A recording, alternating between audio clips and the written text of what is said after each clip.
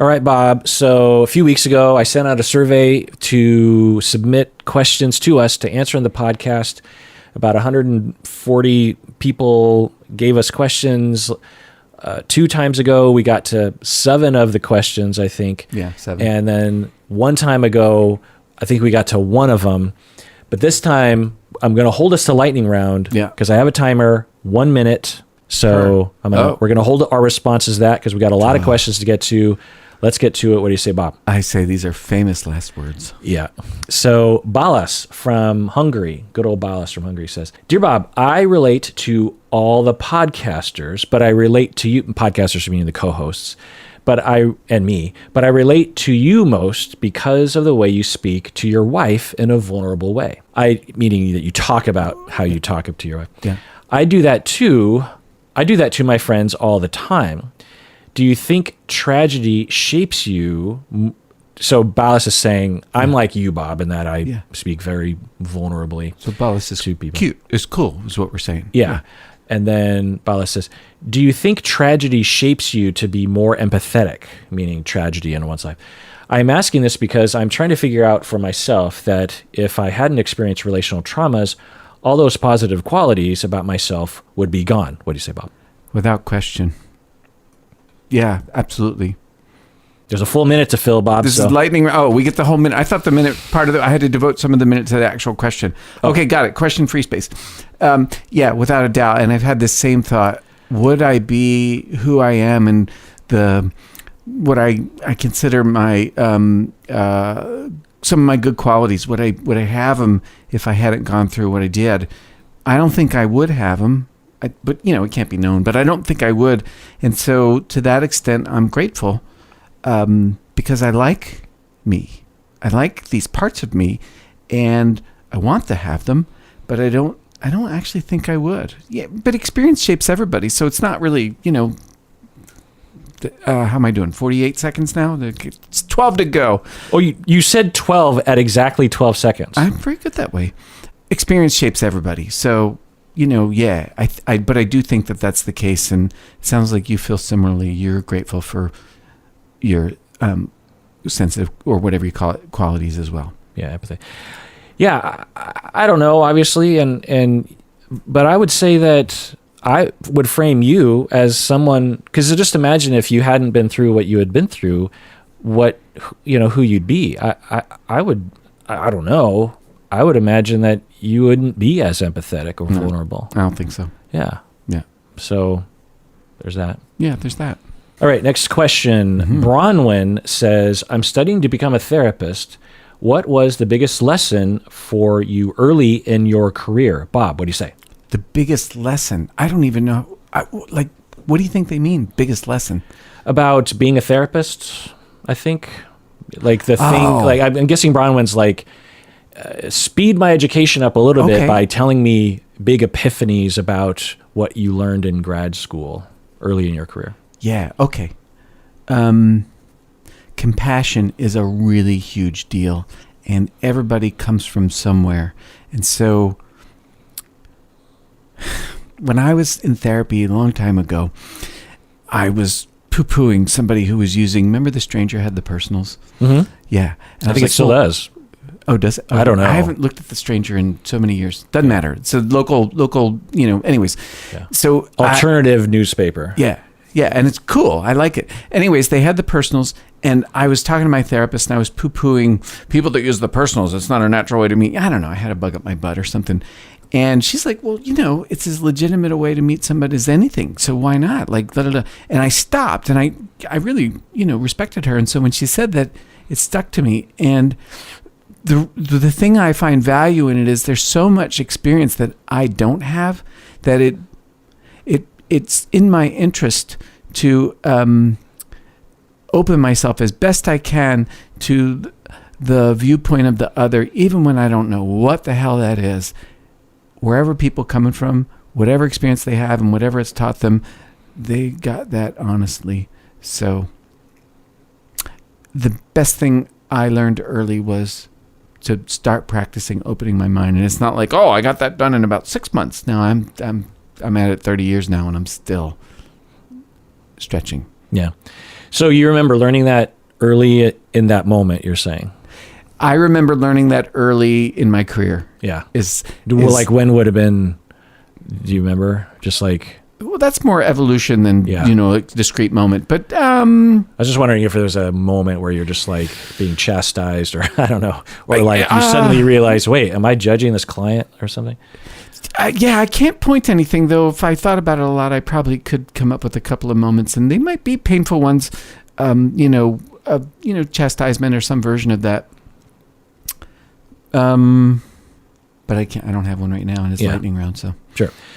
For me, I would say something akin to what you're saying, which is to truly listen to people. Yeah.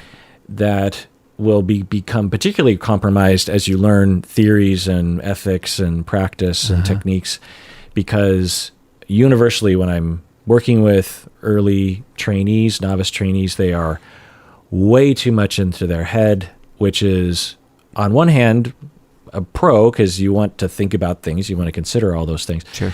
But they're so overwhelmed with the information, it completely eclipses their ability to listen. And I mean truly listen, like you're really curious.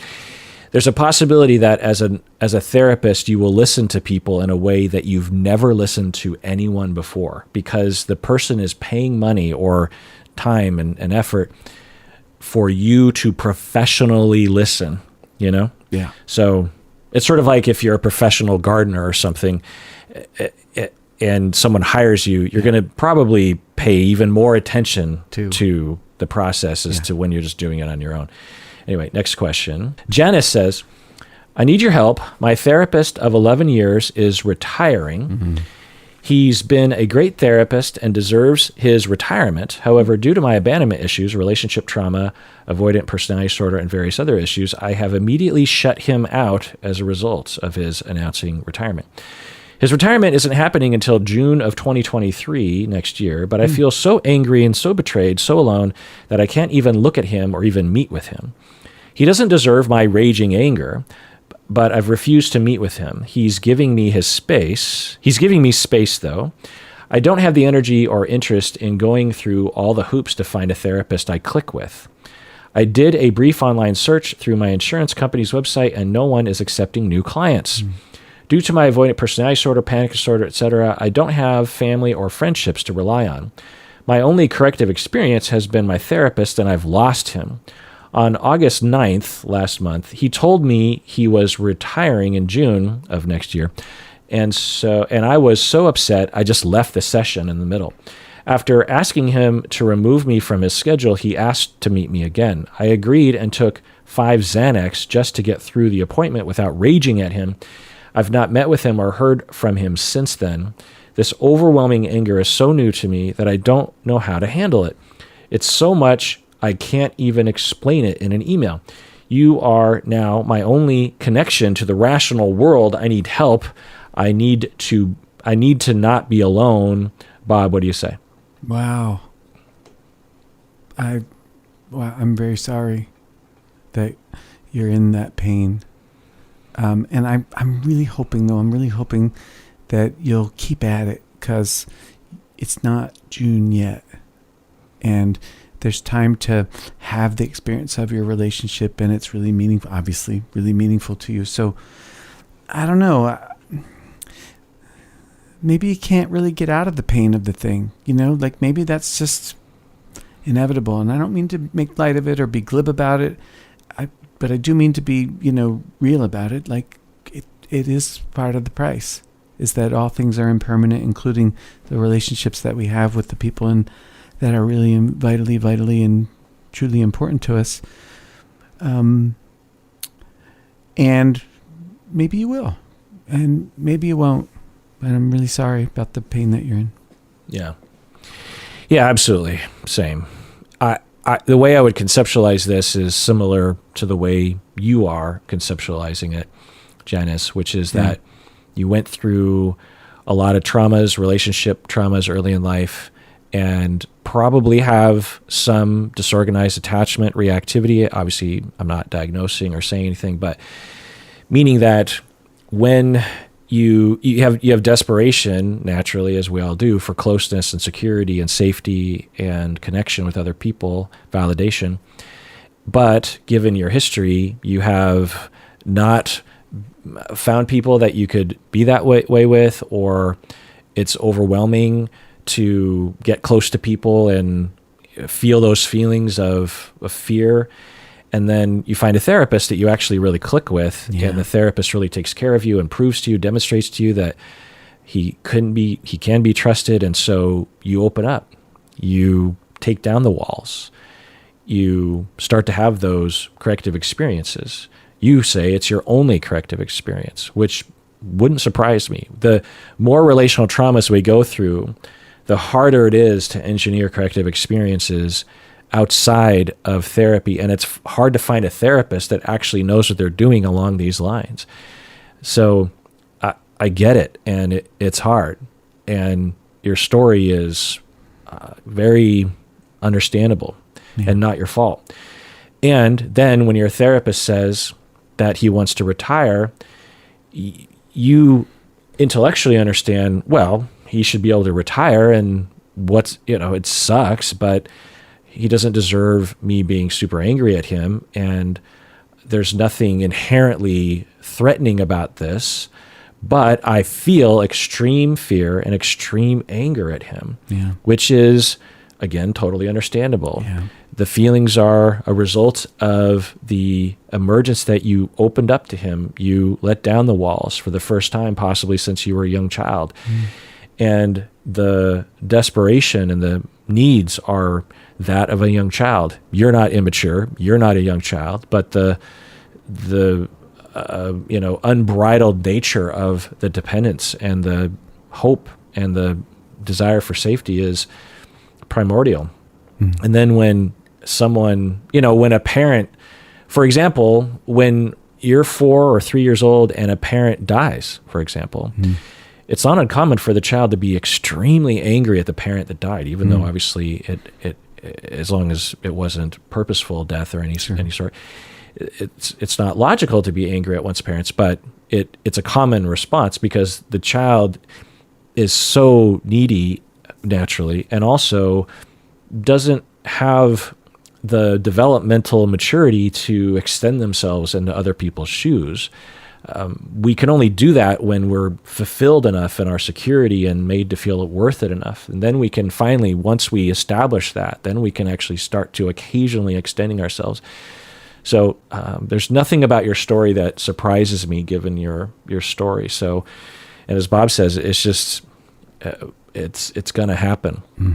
And you're doing everything you can, and he's doing everything he can, right? He could have easily just said, okay, well, she terminated with me, so I guess scratch that off the list. That's one less person I have to deal with, or I don't know. No therapist would do that, but he didn't. He's like, no, come back. Let's meet another time. And you gave it a shot. You needed to take a lot of, things in order to get through it, and you did get through it. But then you're like, I don't want to do this anymore. And I get that. And it's not a failure on your part or anything. Maybe this is what will happen. What I will say is that once the dust settles and you can, then you absolutely want to do one of two things, or sort of a and/or thing. One is actually getting out there and finding a therapist. You reached out to therapists with your insurance. None of them are taking you clients. Go back to your insurance and give them an earful, because if they don't have, all they have to do is panel and accept applications from other therapists who are applying. Typically, I don't know what community you live in, but these insurance companies deny most applications, and or they don't reach out to the community and say, by the way, our panel is open. Because when they do that, there's a lot of people who want to be a preferred provider. So that's the insurance company's fault. And so if you yell, you're the customer, and if you start raising a flag of like, hey, I'm going to go to the press and tell them that you are purposely, seemingly limiting the amount of clinicians on your roster so that people don't utilize services, so you don't have to pay, and I'm in desperate need of therapy. Look what y'all are doing. Whoa. Get out there, and you deserve to yell at them, because if at any point an insurance company should have hundreds of therapists that have open spots, and they should be doing the legwork to establish that. And some insurance companies do. When I was paneled, sometimes they would actually call me and say, one of our clients, one of our people, customers, told us that you told them that you're full now. Is that true? Because if it's true, then we need to toggle you off in terms of adding you to the list.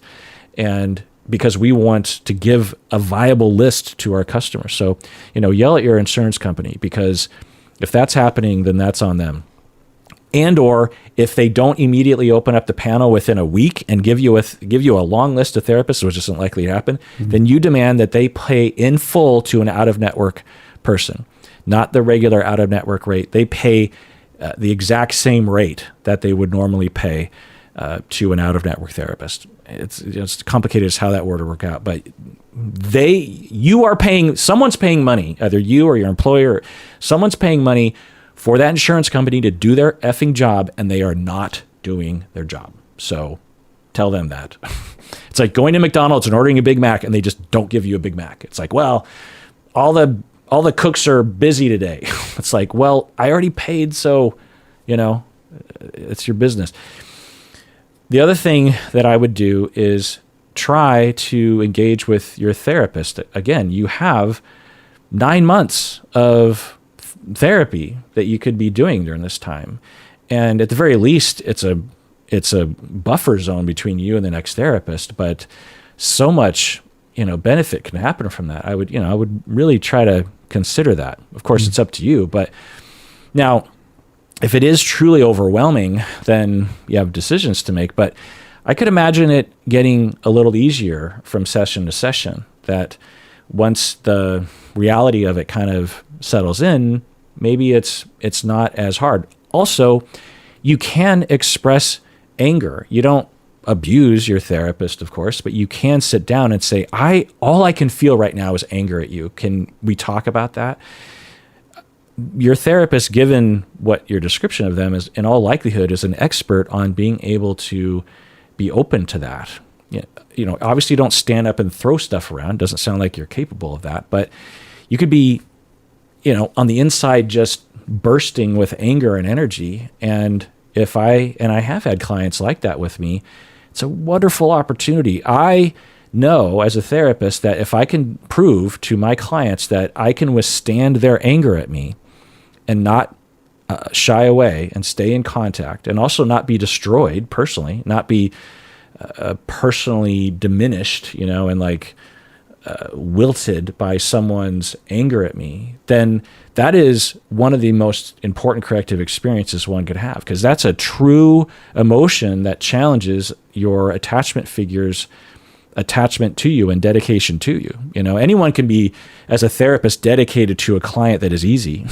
It's the ones that can really demonstrate that they can be there for you even when it's tough for them, kind of, right? That's when you really know. It's like, oh, okay, well, this therapist really is dedicated to me and really does care, So there's an opportunity there. I don't know your therapist, but, I would consider that.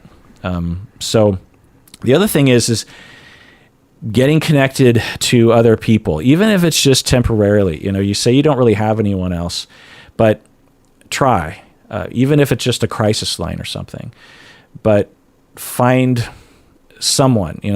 I don't know, but there could be someone in your life that you're like, hey, this is really hard for me, but can we just chat tonight for a half an hour, please? It's hard. Getting out there, getting connected, having people to be there for you is obviously critical throughout your life, but particularly now. Have a safety plan, have a system in place, have the hotlines, have all those things, because it's pretty concerning what you're going through. And again, your current therapist is available to you that will be able to guide you through all this, obviously. You could almost consider it, from me, a message to you, which is there's a lot of danger that you're actually alerting us to, and the fastest way to safety is to talk to your therapist. Now, maybe not meeting with your therapist. Maybe you just are talking on the phone for 5 minutes or something. There's some contact, some level of attention from a clinician while you're going through this difficult time is critical for you. if we can get through this time, if you can get through it, and there's another therapist that you eventually find, which is they're out there, and your corrective experiences continue. You grieve, you feel the pain of the loss of this very first important, secure attachment in your life. It's not going to be easy, but there's so much potential for healing for you through this. And so I hear it in your voice. You wouldn't be emailing if you didn't believe there was a way through this. So that's my thoughts on that. Any thoughts, Bob? That was sort of inspiring. No. Right on. We're not doing lightning round anymore, but apparently not. But I thought that would be weird if we did lightning round of that one. All right. Muddy says, I'm wondering if you could explain something that has been on my mind since seeing 2 different therapists for the first time. After the first session, when they handed my coat back to me, they held it in such a way as if they were going to put it on me. So are you following this, Bob? Uh-huh. Was this a test to see how I would take the coat? For example, if I allowed them to put it on me, then I was subconsciously looking for them to save me. Or if I just took the coat by hand, it means that I am more independent. Hope that makes sense. Love the podcast. Thanks. Bob, what do you think? I imagine they were just being polite or doing what they have learned to do, and whatever. That is most likely not a test of anything. But I get, it's hard. It's like we feel nervous with a therapist or with somebody, and like you sort of look for potential, pitfalls, dangers, whatever, and so, but that old Freudian joke, sometimes a cigar is just a cigar. Right. Yeah.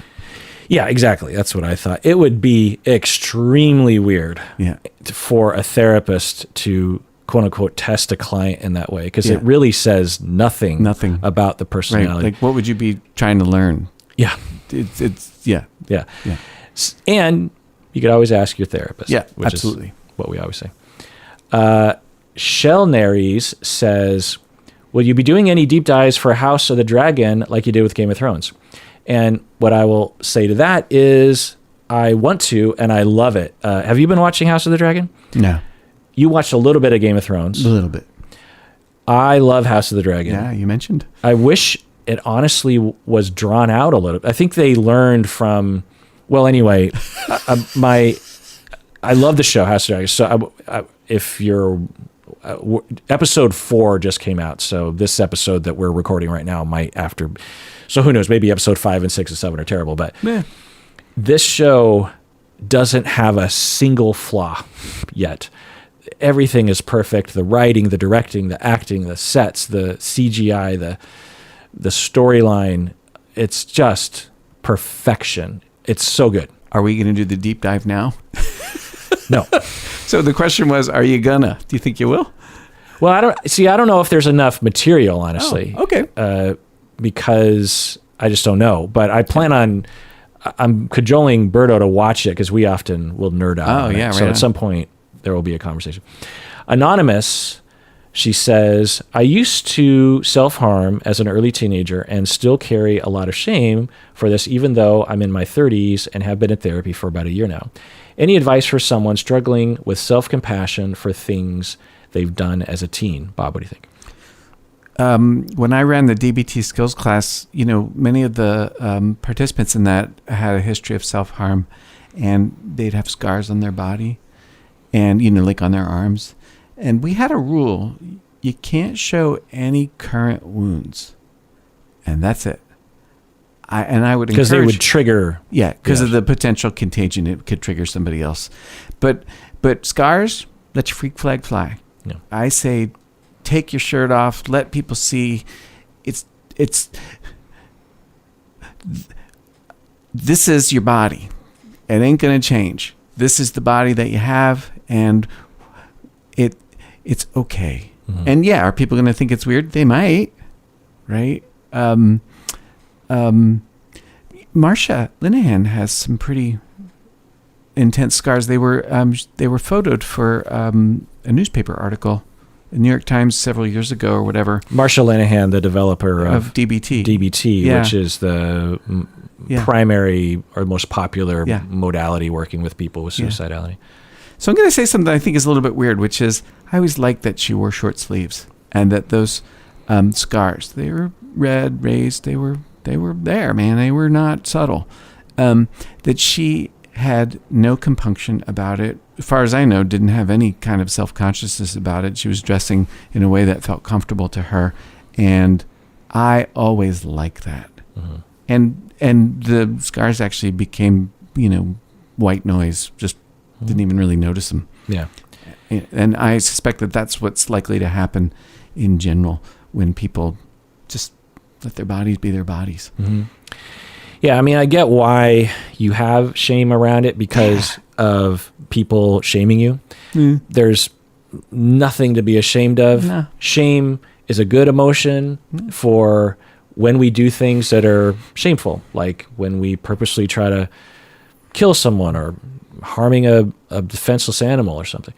We should be ashamed of ourselves in those situations. But to be ashamed of suffering that resulted in you resorting to something as a teen that a large percentage of teenagers will resort to because they're desperate for some temporary relief. Yeah, right. To shame yourself for that is the opposite emotional, association, right? The shame should be on whoever harmed you, honestly. That's the person, if they did it on purpose or at least somewhat knowingly, like that's the shame direction. So you were, in all likelihood, a victim of something, at the very least, emotional suffering, who was doing everything they could to get through it and to cope. And those scars are evidence of that. It's evidence of survival, evidence of growth, evidence of dedication to yourself and to self-compassion. So hiding them perpetuates the pain. Yeah. So I wonder if you still have some residual feelings about this and thus more opportunity for healing and true self-compassion, or larger more comprehensive self-compassion around this. Now, you don't have to show the scars if you don't want to. It's up to you. It could be a private thing, but in terms of just having shame that you see them, right, is an internalized voice. Yeah. That's a voice from the outside that was persistent and intense and got inside of you, and it's still at it. But you tell it to shut the fuck up because it needs to shut the fuck up. Whoever said that to you needed to shut the fuck up. G to the R says, I have complex PTSD and have a very difficult time creating and sustaining friendships. I have complex PTSD, a very difficult time creating and sustaining relationships like friendships. I've been in therapy for years, but this is taking the longest to heal and change my complex PTSD. Any tips? Perhaps group therapy would be a good start for me so that I can be social in a safe place and with the support of a therapist. Bob, what do you think? That's a great idea. Yeah, totally worth doing. Group therapy is can be really intense and also healing in a way that personal counseling, doesn't have doesn't pack the punch, because it's you and a therapist, maybe two therapists, and then several other people who are. It's like we're all turkeys in the same turkey soup, and these are folks that are candid. Honest, I'm speaking about potential, and working on whatever it is that they're working on, and you guys get to climb the mountain together and have a felt sense experience of acceptance, care. So I think you got a great idea. Yeah. I mean, there's a lot of quote unquote tips I could provide. Obviously, one is that to continue with therapy. And also to recognize complex PTSD and relational traumas and PTSD as well, especially if it's intense, is not something that changes very quickly. So it's going to be hard. So to incorporate that into your plan of, okay, if I'm going to have friendships in the near future within the next 5 to 10 years, how do I work my continuingly healing complex PTSD into my plan? So one thing is you talk a lot about in therapy. Okay, what do I do? How do I recognize the triggers? How do I manage emotional regulation in the moment? And another thing is to tell people that you have complex PTSD or some understandable thing to people that don't understand that. Just be like, so by the way, sometimes, because of my past, I get triggered. I really want to be your friend, but from my pattern, if this happens, it'll trigger me. It's not your fault, but I'll probably do this, or I'll have an impulse to do that. And I don't want to ruin our chances of being a friend. So just know that I might do that. And, if you find someone that is a worthy friend of yours, they'll probably say, totally, and I got some issues too. So watch out when I start doing this to you. Yeah, that'd be my tip there. For that. Peter from outside Philly. Oh. Kirk and Bob, I'd love to know 3 to 5 albums that have been influential for the two of you. Bob, 3 to 5 albums that have been influential. Did I give you this question prior to today? No. So you're thinking off the top of your head. Yes. Okay. Bruce Springsteen, Born to Run, of course. I also love Tunnel of Love. I know that's not one of his bad. That's a really good album. Tom Petty, Wildflowers. Let's see. Wildflowers, is that the one? Which one is that? It's the one that has wildflowers on it. What year is that about? I think you have it. Oh, no, you have Full Moon Fever upstairs. What year did you say? What decade are we talking? Late 90s, I think. Okay. Yeah. Great album. Come Back to Me. Oh, no, that's 3. Yeah. Hey, I did it. Yeah. A very Jersey response, by the way. Just joking. Oh, of course, The Who's next, back when I was a kid. And Hot Rocks by Rolling Stones. I listened to those both a lot. Okay. Yeah. Good choices. Dire Straits. Both. Which one? The red one, the self-titled, and also Making Movies. The red one's the Making Movies ones, and then the self-titled one is the white one with the... great album. Oh. And Mark Knopfler is just unbelievable. Is that 70s or 80s? Yeah, I don't know exactly. Sultans of Swing era? Yeah. For me, it would be the first album by Elliott, or the first release of Elliott Smith, the first full album. They call it Killer Rock Stars because that's the label that he was on.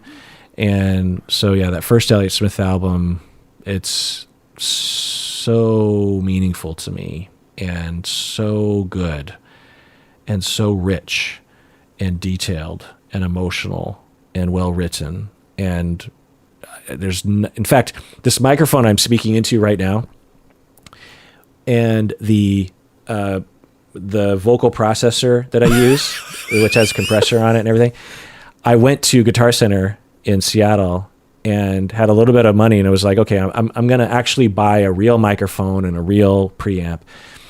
And I asked them, how do I sound like Elliott Smith?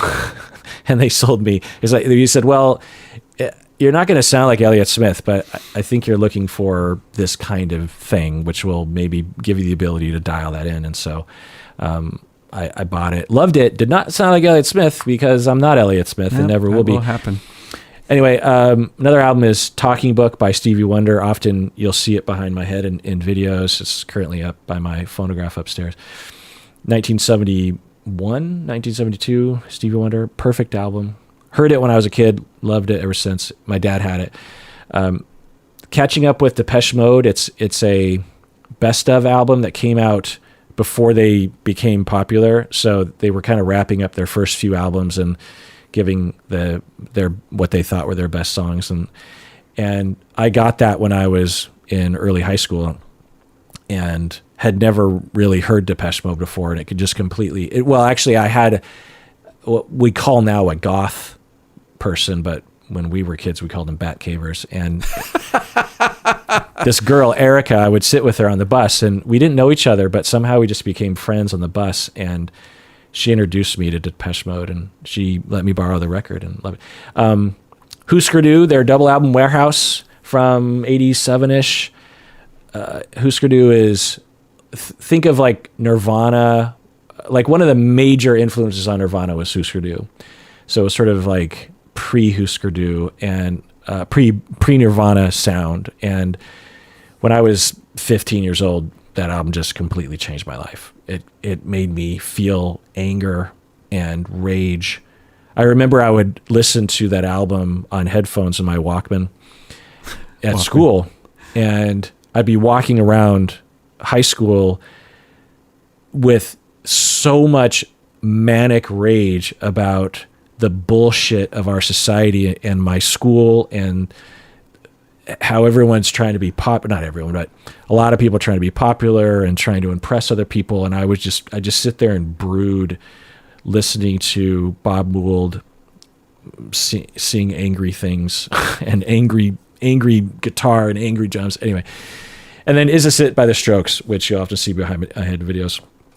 A perfect album. Can't stop listening to it. I was in a band. We dedicated ourselves just to that album, and we played it from beginning to end.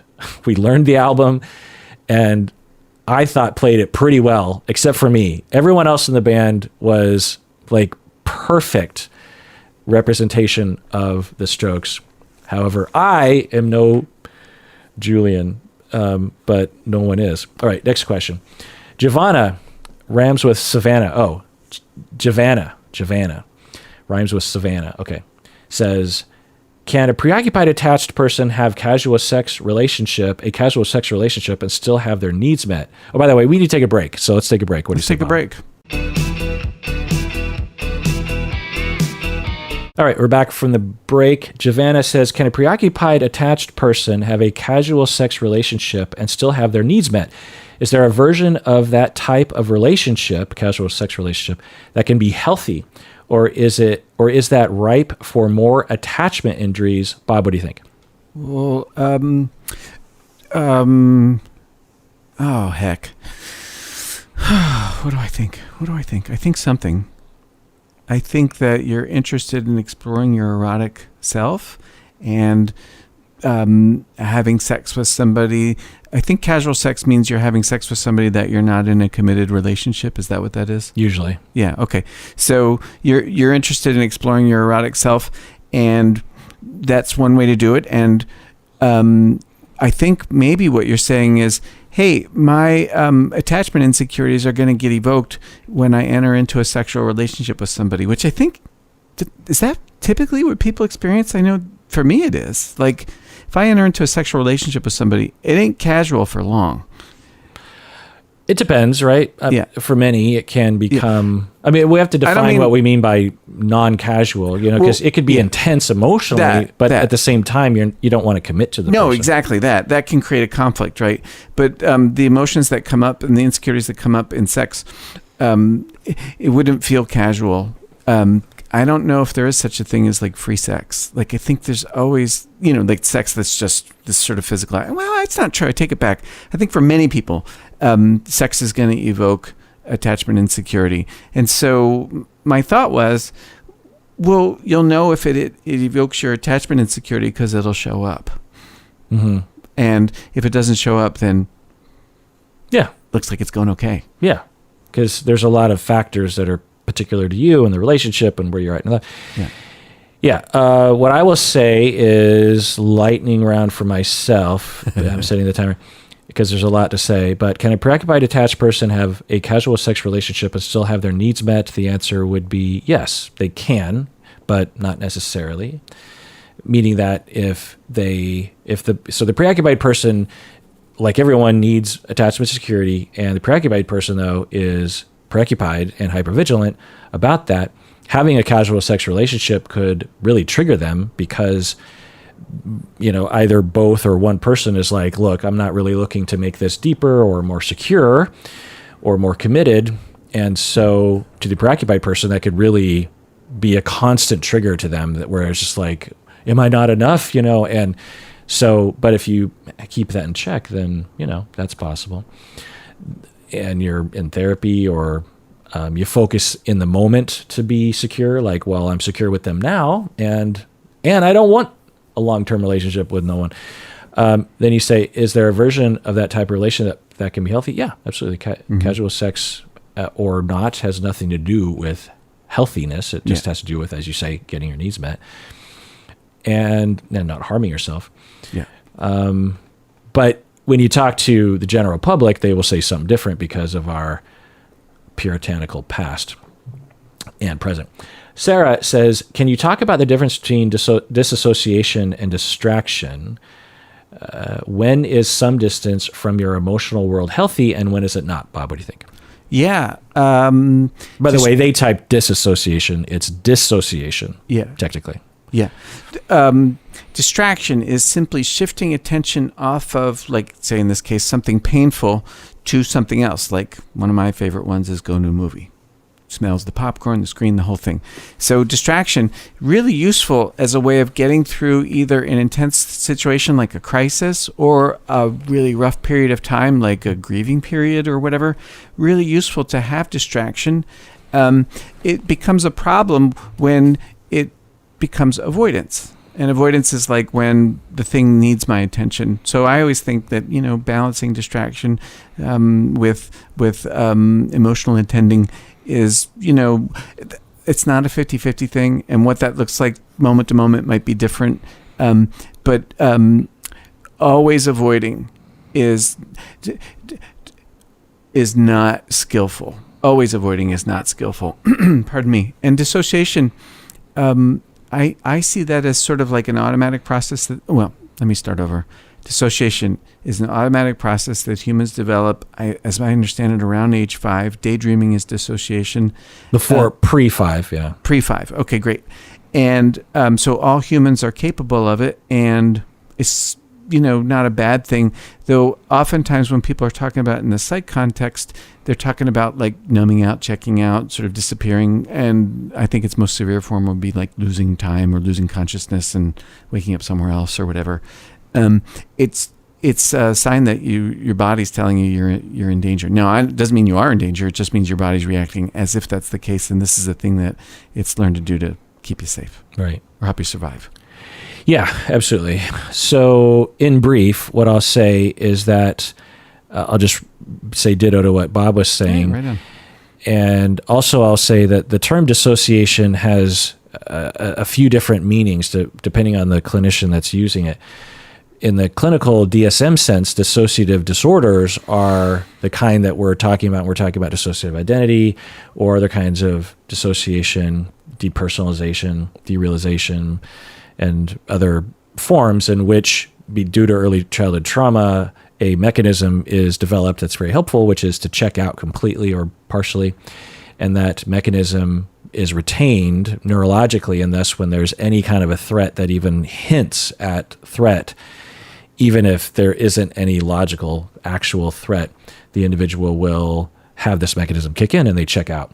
And God, I love how you put that. That's really articulate. And it's very distressing, obviously, and you don't have any control, and it can be confusing. For a lot of people, because they're dissociating, they don't know they're dissociating because they're dissociating from a lot of things, including their own self-awareness. And so a lot of people, when we discover that they have been dissociated, they're like, oh my God, I've been doing that my whole life and I never really paid attention to it.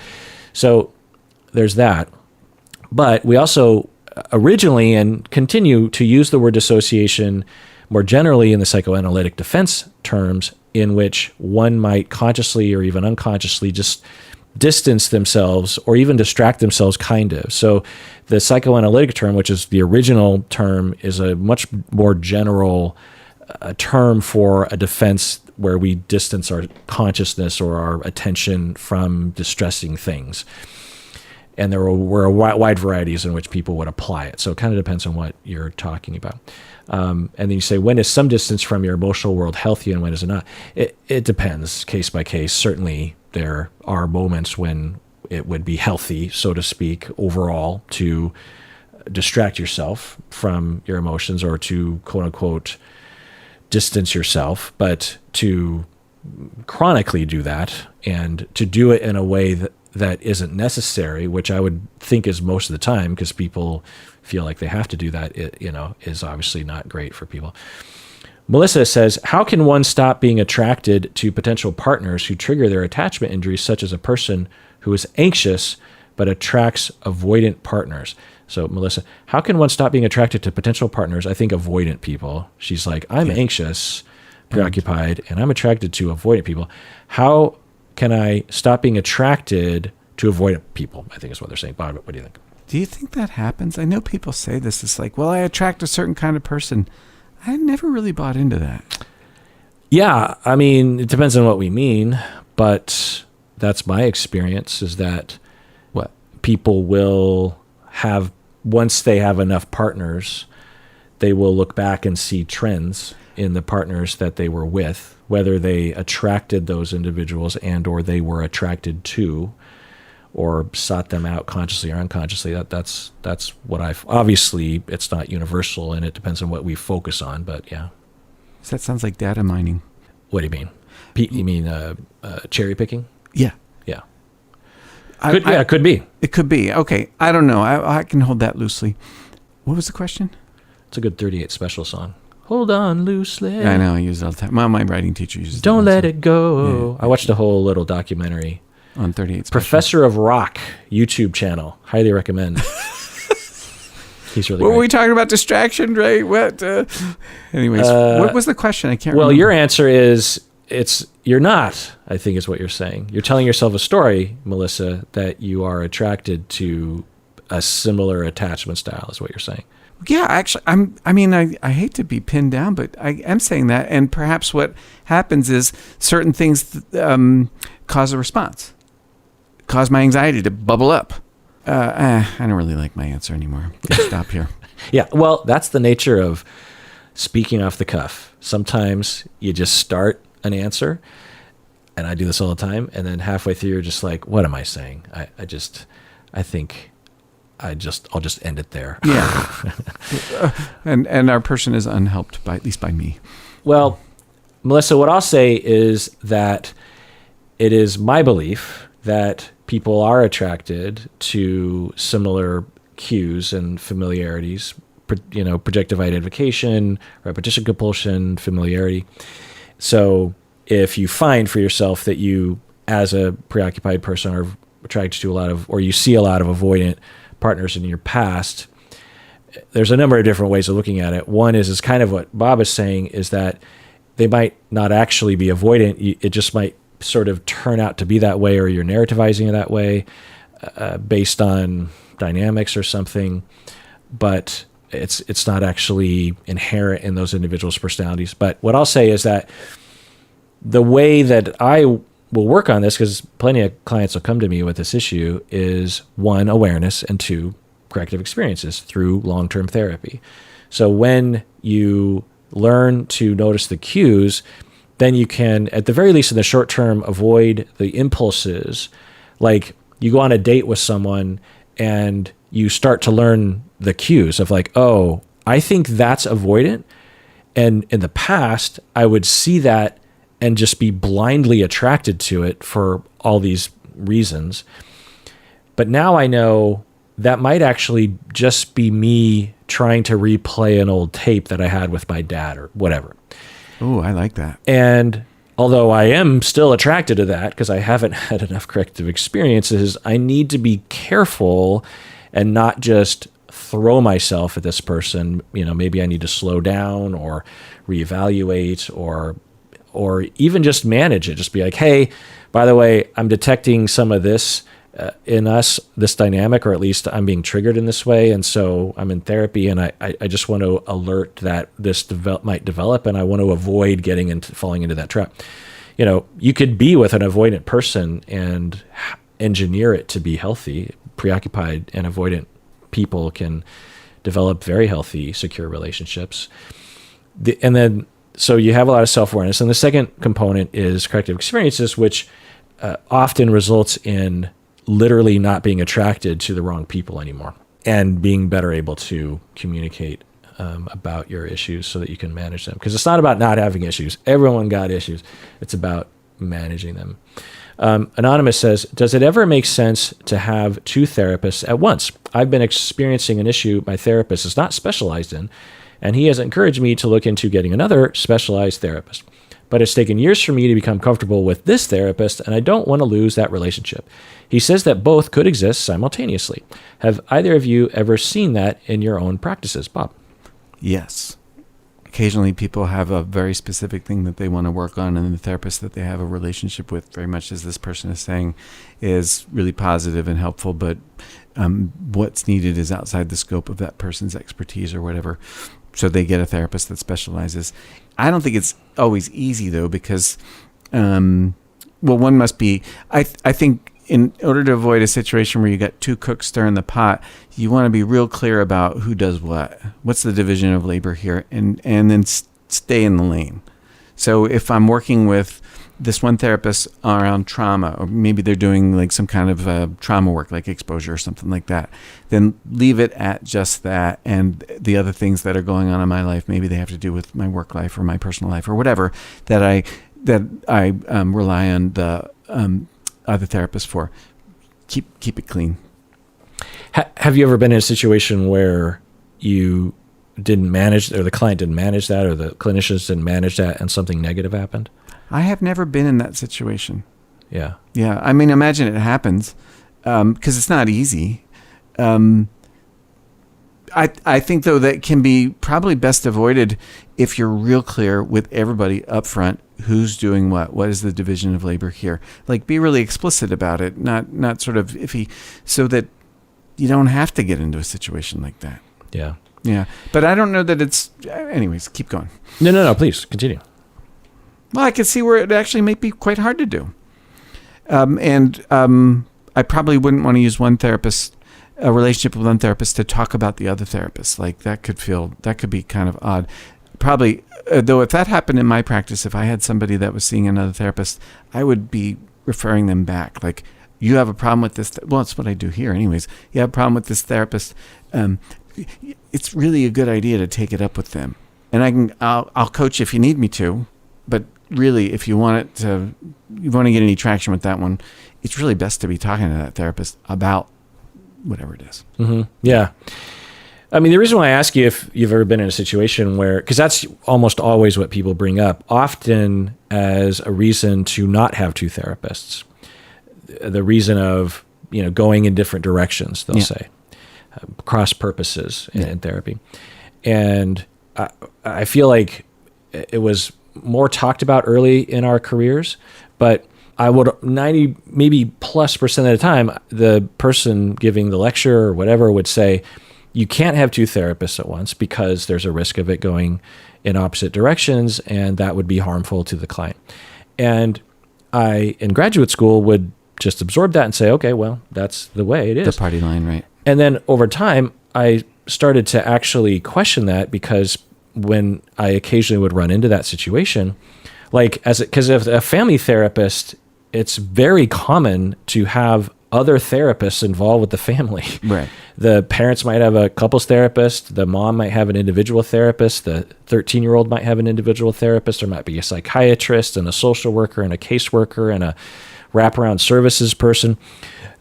So CPS worker, a physician, there's a lot of people. And I started to really question this rigid notion of individual therapists will often say this because they're not challenged to question that. And I think that I concluded the motivation for it, I thought, was just kind of blind belief based on therapists that don't want to share their clients and don't want to lose their clients. Oh, really? Yeah. That sucks. That seems silly. So obviously you can't know that, but so many illogical notions in our field are, in my estimation, generated from that insecurity. Like the infighting between the different professions, how marriage and family therapists look down on counselors, and counselors look down on marriage and family therapists, and psychologists look down on everyone, and psychiatrists just lump all psychology people in the one thing, and people forget about psychiatric nurses and social workers. Like there's all this infighting because I think there's insecurity around their own place and their own prospects and their own viability, and so there's just a lot of issues like that. So I think there's that. Having said that, could two therapists push people in two directions, or push a client in cross purposes? Yeah, but most of the time, and of the situations I can think of where that would happen, that's a problem with either or both therapies, because the idea is that, so what's the alternative, right? So, let's use a medical situation. You have cancer and you go to two different cancer specialists, and one says chemo and the other says, no, chemo would be wrong. Okay, so that's cross-purpose advice. Well, either they're not looking at the same data, or one of them is wrong, or both of them is wrong, especially, you know what I mean? Like, something's wrong here. You're getting two opinions from two clinicians saying this is the direction. And so if you have two therapists telling you contrary things about the same issue, then, I would say that that's not an indictment on two therapists. If anything, it's actually helpful to the patient, because at the very least they can say, well, maybe I need a third opinion or are both of these people yahoos, or, you know what I mean? Like, because when I have worked with clients who are, and sometimes I'll have an individual client who's also seeing another therapist individually, sometimes not even about particularly different topics. They just want to talk to two different therapists, and that's not very common, but it certainly can happen occasionally. And when I'm in that situation later on in my career, I was just like, I would confer with the other therapists and just kind of get a lay of the land. We just make sure that we're in communication and that there isn't any obvious conflict that we have. But I always found it to be really helpful, and I always wondered and, surmised or guessed that there's probably some issues, like the client's probably like, I brought the same issues to both therapists, and, Kirk's approach I didn't like as much as my other therapist. So I think I'll sort of encourage that conversation with my other therapist. And, I just figured that's more power to the client, right? That's a great point. I mean, people do that in their friendships all the time. Yeah, right. There are certain topics that you will go to one friend over, or certain even friend interactions that you'll think, well, this friend's better at that than the other friend. So to me, I've never seen a situation with me or even outside where this cross-purpose thing was an actual problem that indicated the client should not be seeing both therapists. Do you know what I mean? Yeah, but what you're saying is helping me see a bias I have with no data. Right. Yeah. I never even thought about it before. But it was drilled into our heads. Oh, no, it's still drilled. Like, yeah. Very well-known renowned therapists who I really respect and admire actually have this rule. Yeah. And, so if they're doing it, it must be right, Right. And it is, as you say, it's the party line. But are you that insecure about your treatment? Oh, I'm very insecure. Well, I'm not asking you. I'm just asking, these people. I'm just like, are you that insecure that if you had a client that had another clinician that they were working with, that you just couldn't handle that? And if you're that insecure, maybe that's something you need to work on. Maybe that's a you problem, not a they problem. Anyway. What do we tell ourselves the harm will be? Well, they'll say that the client will be harmed, right? But what is the harm? How do we know that's true? What is the evidence that that's the case? And there is no evidence. Yeah. I mean, certainly, it's interesting. Can a client be harmed by it? Yeah, sure. Client be harmed by one therapist, right? That's the point. Yeah, absolutely. Good talk. Now, I can imagine for most people, that's not really what they are looking for. You know what I mean? They're probably just looking for one therapist. So, yeah. But I think for some people, especially in a situation like this, where your therapist is saying, "Let's do this," especially, and what's the chance that every therapist has every specialty? You know what I mean? So, yeah, it makes total sense. Yeah, it does. It's like, you go to your eye doctor, and you go to your dentist. Yeah. What if they're cross purposes, Bob? Do we just shut the whole thing down and say they can't talk to the dentist? You have to get all of your help through the eye doctor. That's ridiculous. Knock it off. Let's take a break. And when we get back, just a few more. What do you say? Right on. All right, we're back from the break. I actually looked on Reddit to see if anyone was talking about this, because sometimes that'll help. Some of you might even be thinking about your own experiences having two therapists. And so I will just read this here. This is on the R Talk Therapy, and someone posted, "Arg, I just want to rant. For reasons I currently have two therapists. One of them I'm attached to and don't want to stop seeing, and the other one who I sort of have to see, not mandate or anything like that, but my doctor would be most unhappy if I didn't. They don't agree about anything. To begin with, one of them is fine with two therapists. The other one thinks it's a bad idea. I've had it suggested seeing two at the same time could get overwhelming for me. It's not overwhelming. It's just confusing and infuriating.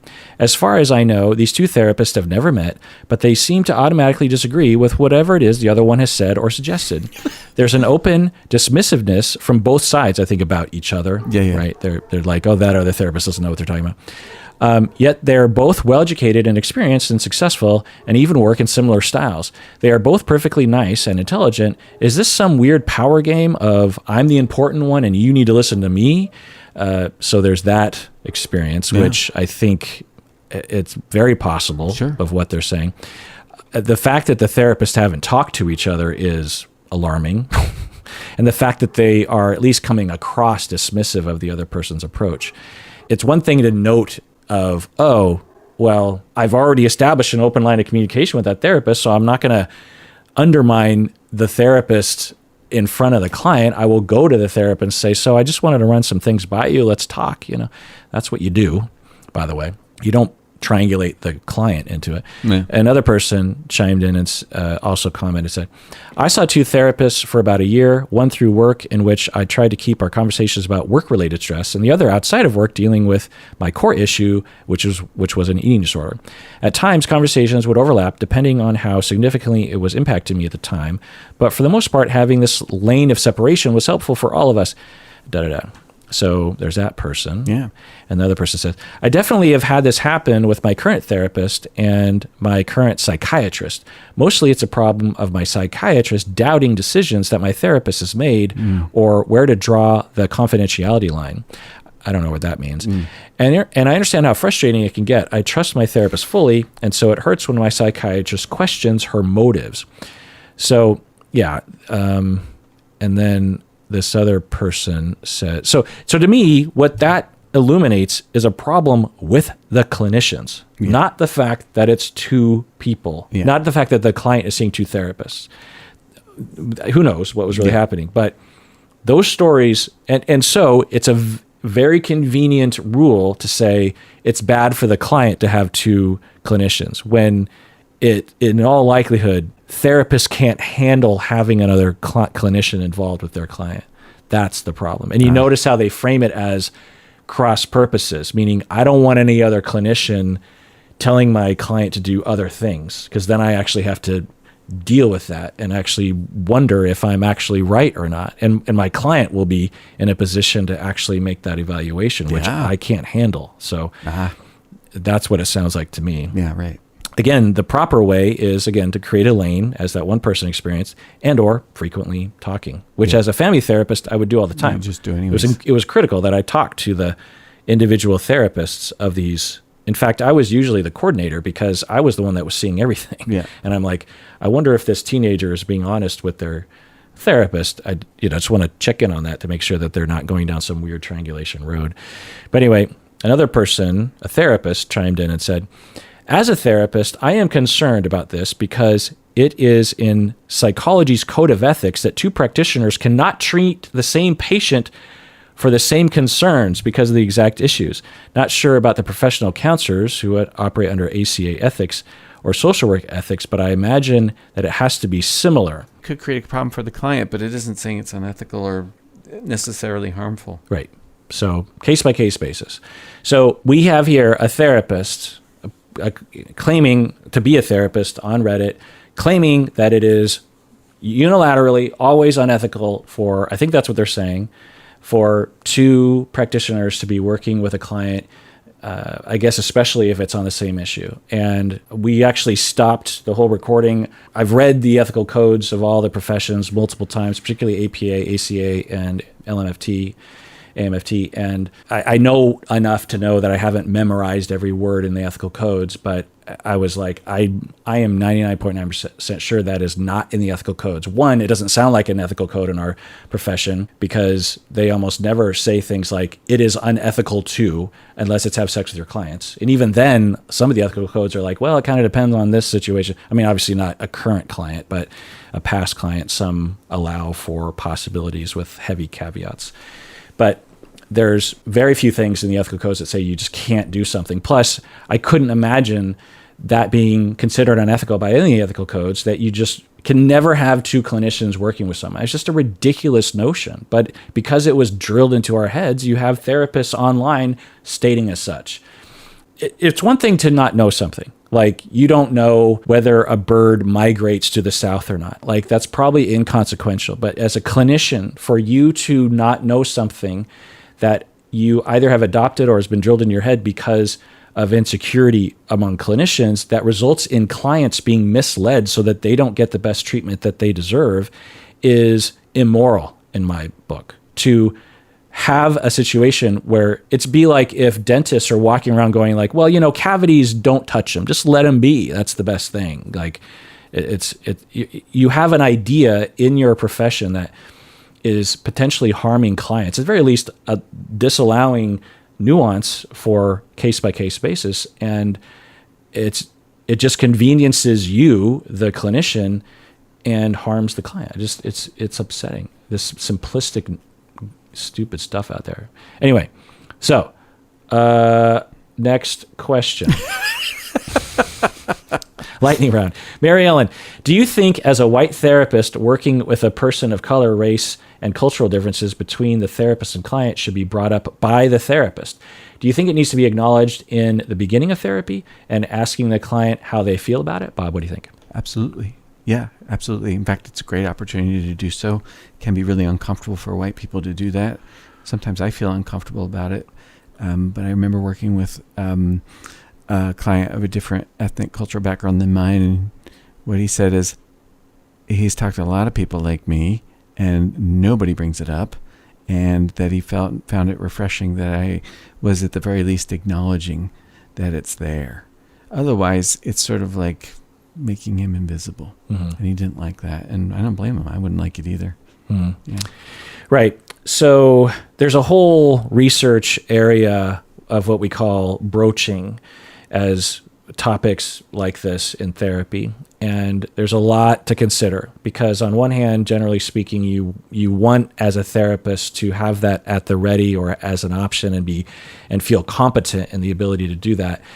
But also without much education, if you can't follow it up with any kind of experience or wisdom around even how to discuss it, just asking it isn't sufficient. You have to have the whole package. Also, who are you asking that question to? It could just be people that you think that are culturally noticeably different than you. There could be a lot of people in your office, and I would argue most are significantly culturally different than you are, whether they're from a different region of, whether city or country or Democrat, Republican, or gender or sexuality, or, having a disability, having a neurodifference. There's there's vast chasms between one's experience and another person's experience. If you only ask Black people about, hey, let's talk about our culture difference, then again, it's one client, I suppose, that you're helping and broaching around. But also it depends on how it's complicated as things. So, but yes, it should be something that more therapists should do for the reasons that Bob was saying.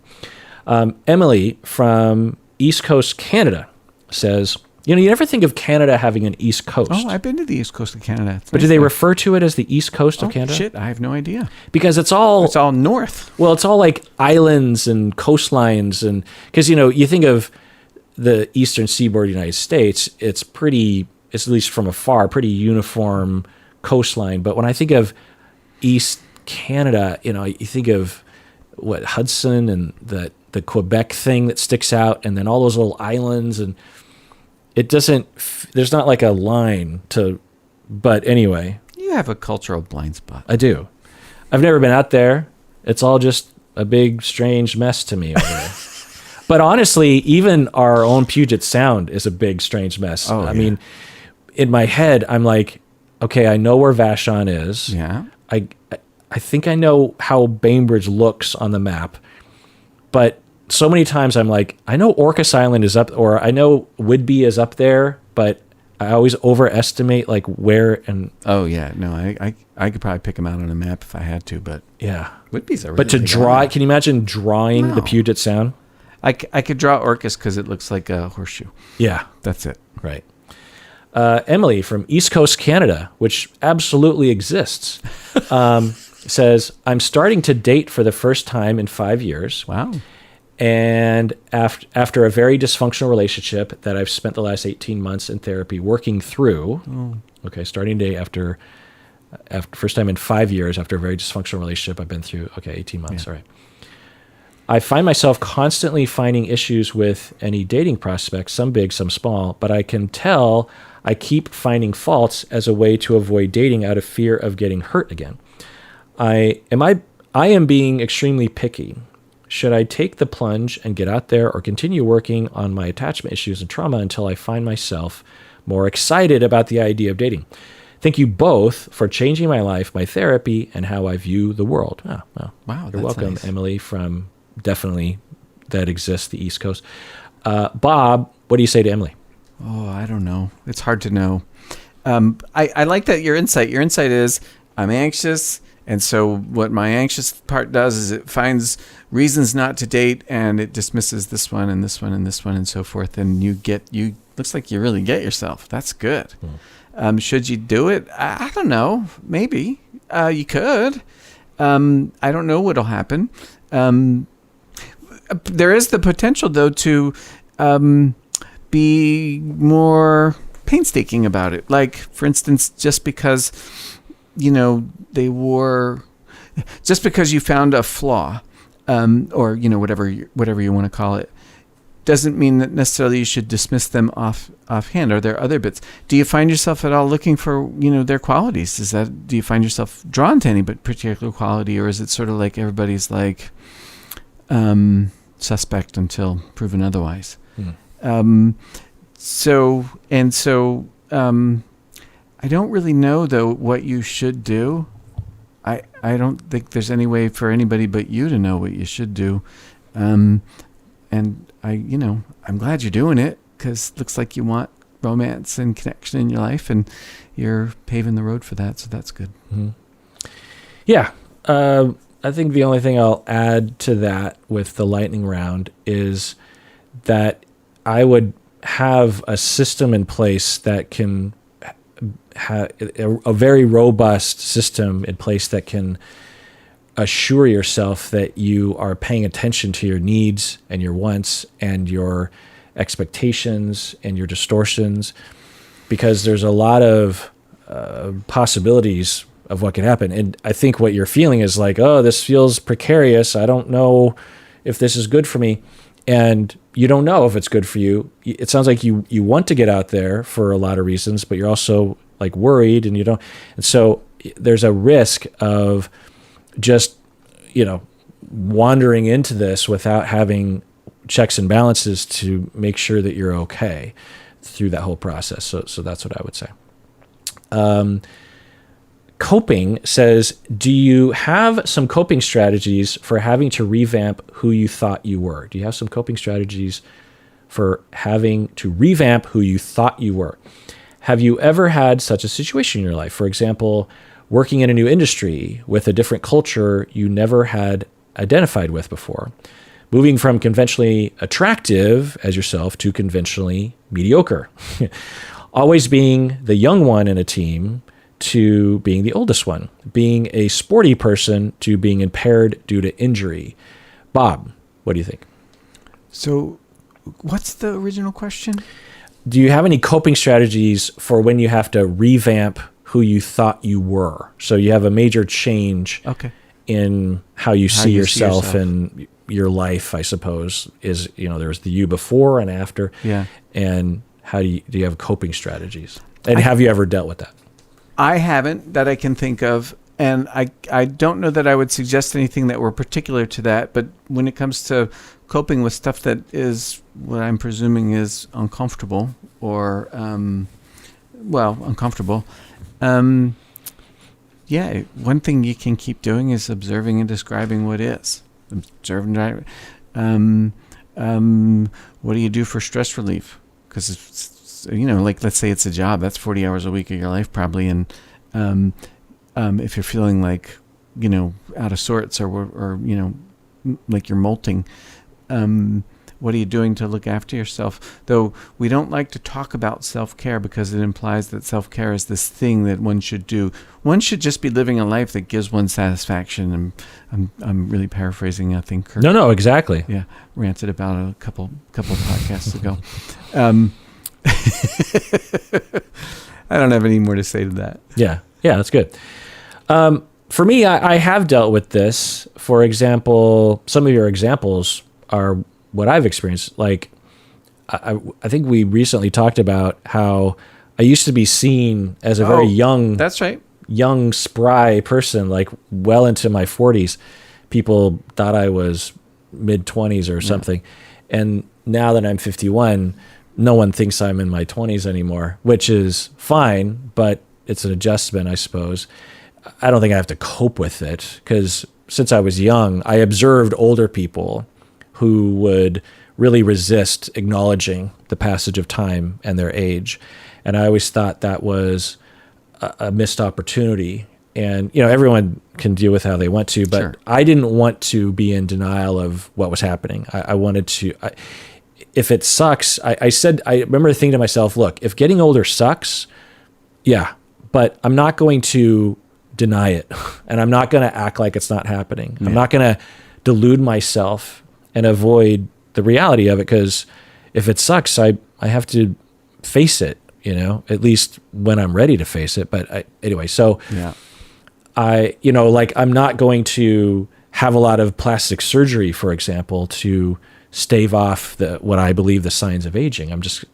That's not who I am. And so once I start to get older and feel older, I'm going to, if it sucks, it'll suck, but I'm not going to deny it. Anyway, so that's one thing about identity change. It depends on the situation, of course, Sure. and the identity change, but to accept it as it is, even if it comes with it some bad things like the impending death around the corner and less health and that kind of thing, and have people to talk to about, I suppose, or a way of framing your life and purpose. I think that's also a big thing of these kinds of identity changes. Right. If you lose an ability or something, it's just like, well, why are you here?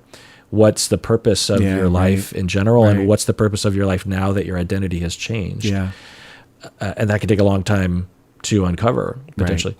Right. Another is that, I think I was talking about this recently as well, is that I was the young one at Antioch. And then I was thinking about that. Yeah, I was, all the professors were baby boomers, and I was one of the only Gen X people. Rebecca was another Gen X person. On average, I would say there were 25 years older than the two of us. And I felt old at 40, but I felt very young in comparison to all my colleagues and everyone, the administration, the professors, the deans, the provost, everyone was in that sort of group. And then they all retired around the same time. By same time, I mean like the same 8 years or something, And they had been there for 3 decades. So all of that system and relationship, like, it just completely turned over. But I was the only one in my department who spanned both generations.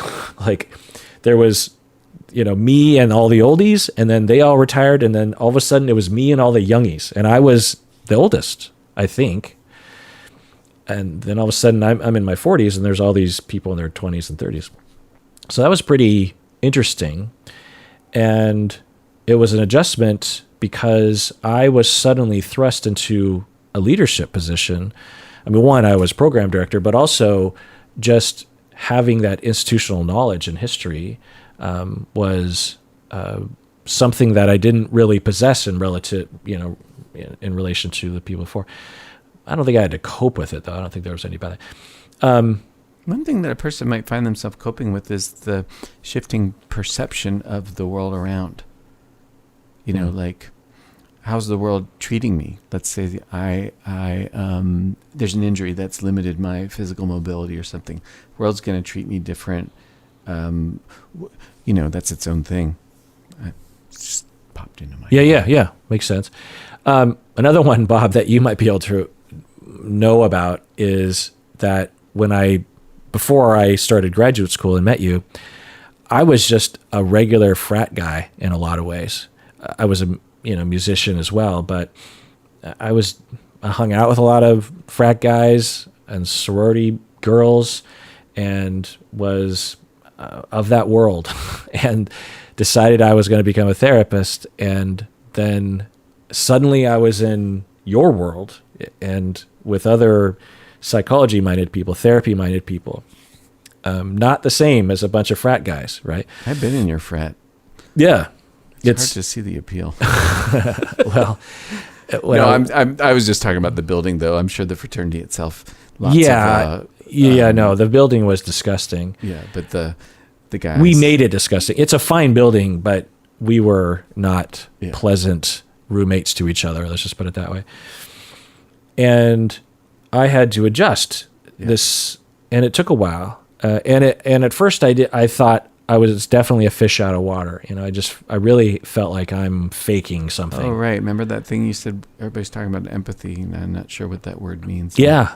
Right. Not only all the students are talking, my classmates are talking about empathy like they know what it is forwards and backwards. And I'm like, what are we talking about? Yeah. And I was, that was a very different culture.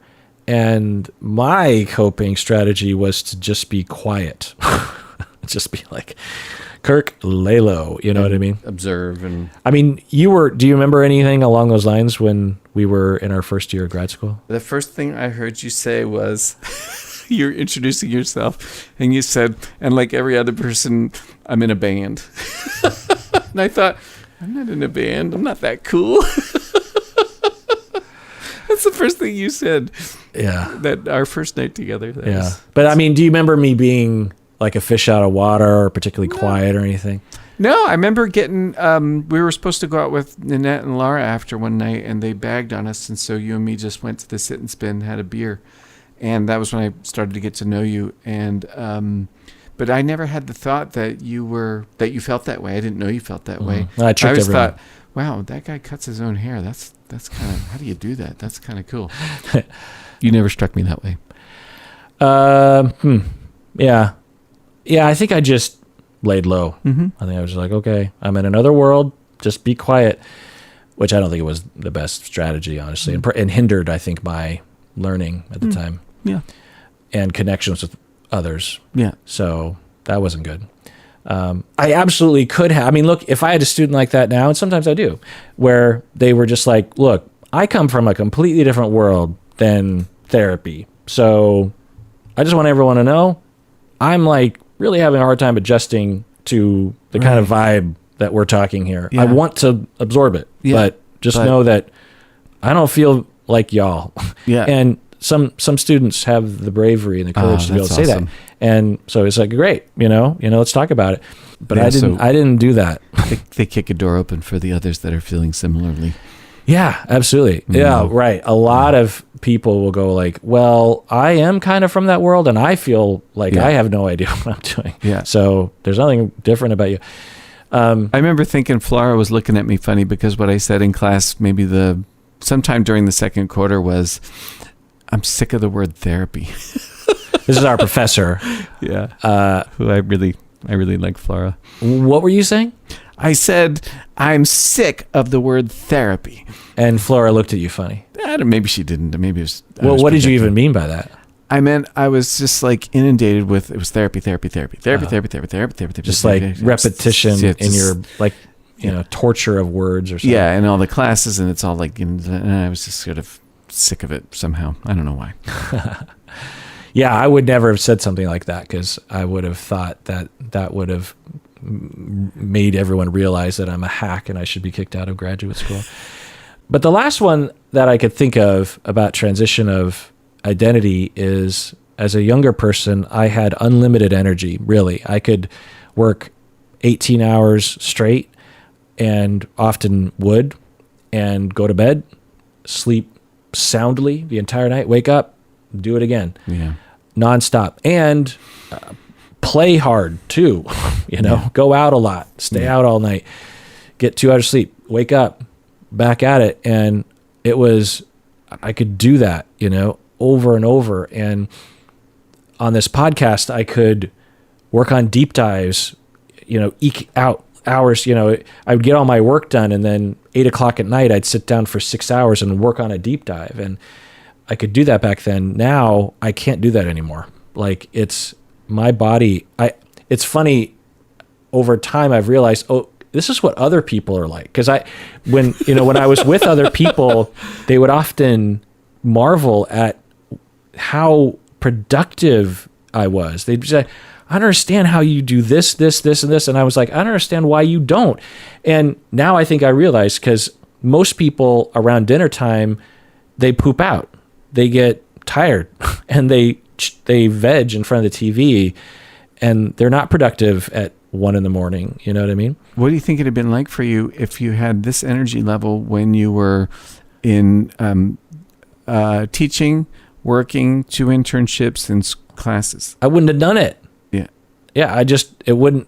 The only reason why I did it was because I could do it, and no balls are getting dropped, you know what I mean? Yeah. So I would have just taken a lot longer with my doctorate. Yeah.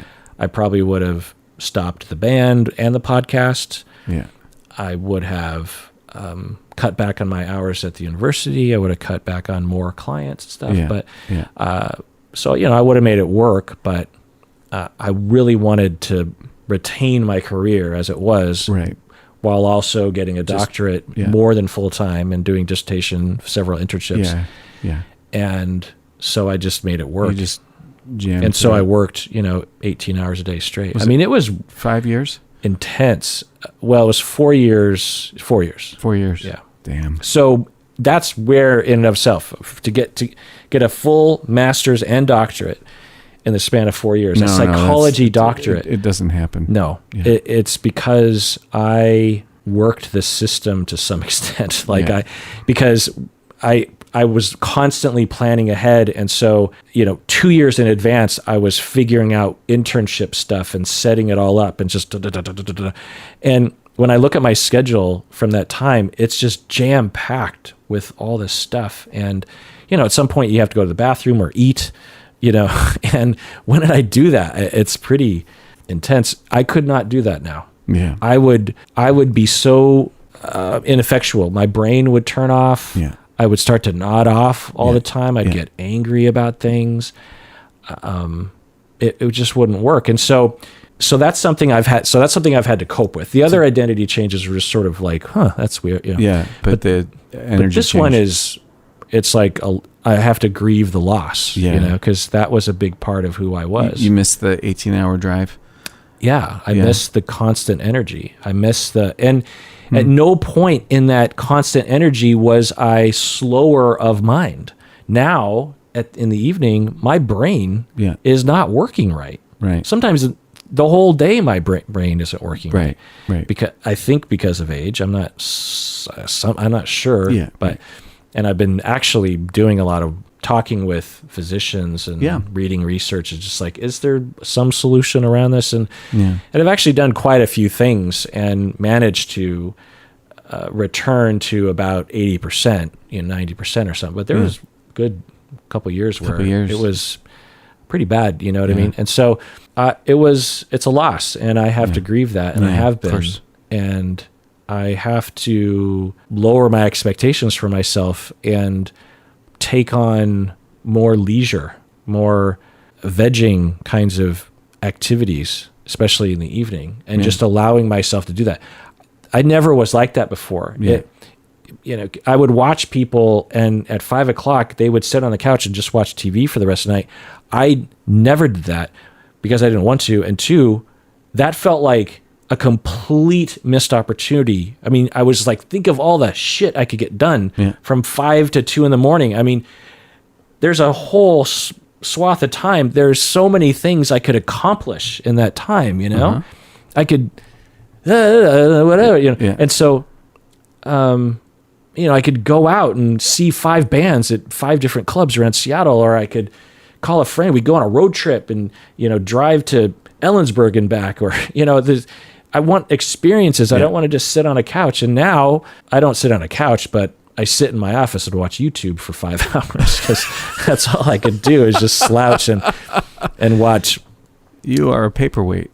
Yeah. I'm a chair weight. A chair weight.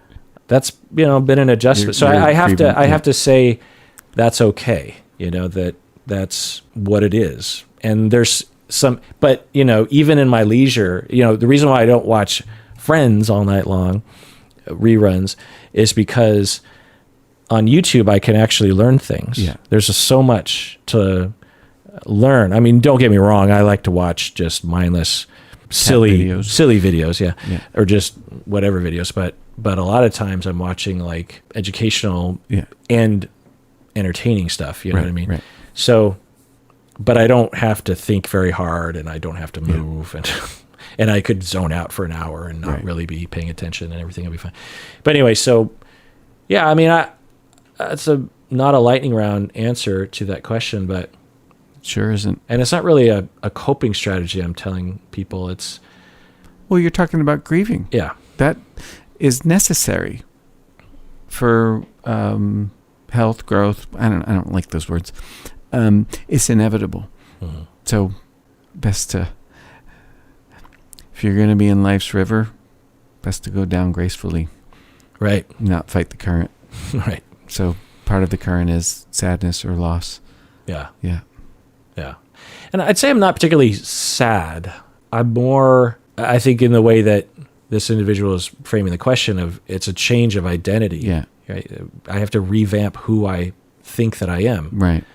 And why I'm here. Right.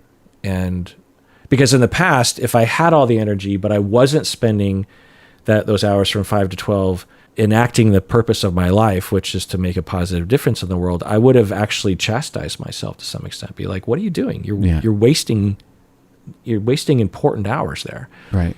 Like, that's not in line with what you're doing, what you're here to do. Anyone can just sit there and watch those TV shows all night, but you actually have the power and the means and the energy to actually do something, you know? Now, I'm not saying I was in a constant state of that. You know, there's a lot of ancillary pathways along the way, right? And also, since I know, and I've always been aware of our impending death at some point, I didn't want to be on my deathbed and look back on my life and say that I had squandered opportunities. You know, I wanted to squeeze every drop of juice out of that orange, you know? And would you say you're still doing that, though? And I still want to, but I know that so that was a reason why I often lamented sleep. I was like, why do we have to sleep? That's 8 hours or Remember 6 hours. The 30-hour day. Right. So what Bob's talking about, in college, this is before I knew Bob, I was thinking, okay, how do I actually, you know, squeeze more out of life? And one of the things sleep it's the third of our life. So what I thought was, well, I can usually get by on 6 hours of sleep. So what if I stayed up for 20 hours or something, 22 hours, which I also could always do, because I always have to force myself to go to bed. I still do to some extent. Mm-hmm. You know, some people, they get drowsy and then they pass out, or they have to go to bed.